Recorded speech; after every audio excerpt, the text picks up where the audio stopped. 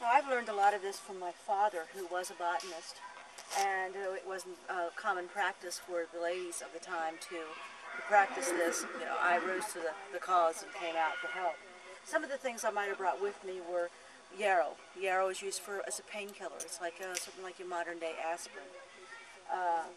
Also, alfalfa was good for pains of the joints, and I would make a mixture of maybe alfalfa, yarrow, and slippery elm.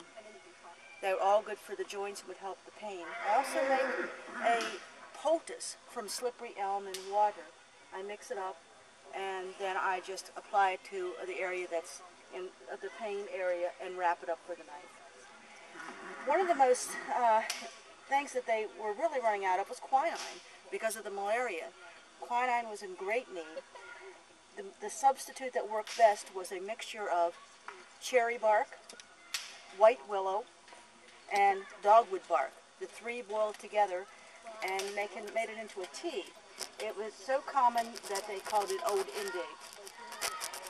A lot of people wonder why I have ginseng. Of course, they used ginseng back then just as they did it. This is nothing new.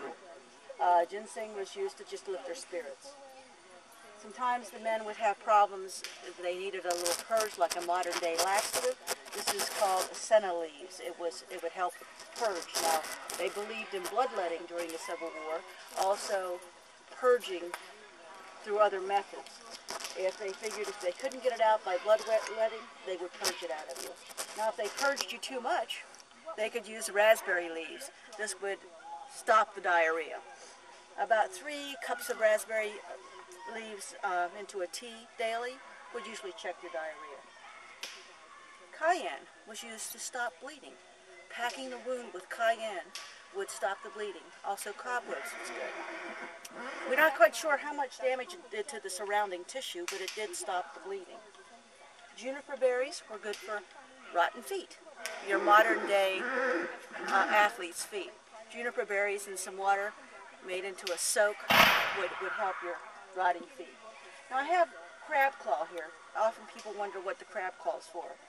Crab claw, cinnamon sticks, and ginger root. I'd grind the crab claw into a fine powder, mix it with a cinnamon stick, and some ginger root, in some warm milk, and it did wonders for the men who had partaken too much the night before in the wood and water. This is probably my most valuable possession. This is a mad stone. A mad stone was used to lay right on an infected area. It would draw out the infection. To be a true mad stone, it must come from either the bladder or the intestines of an animal. And this did come from the bladder of a cow. This is a true mad stone. Now, I would be very fortunate to have one this size.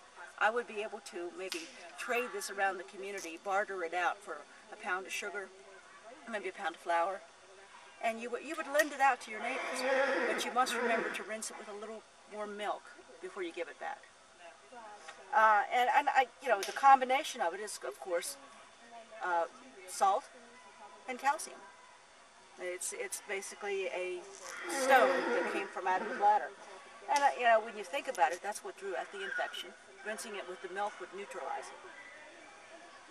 I also have here some lavender water, which was great for a headache. A little bit of lavender water on your forehead would help your headache go away. It would also calm your stomach if you made a tea out of